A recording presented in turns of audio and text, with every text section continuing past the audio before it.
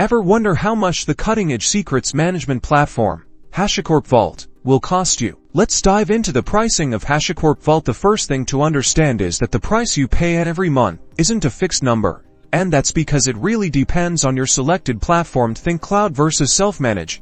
Each option has different cost structures. With Vault, you'll be choosing from a few different options. You could pick a cloud solution or choose to self-manage your own infrastructure. Each option has a price point determined by a few different factors, so let's determine those now. Hashicorp subscription plans are designed with scalability in mind.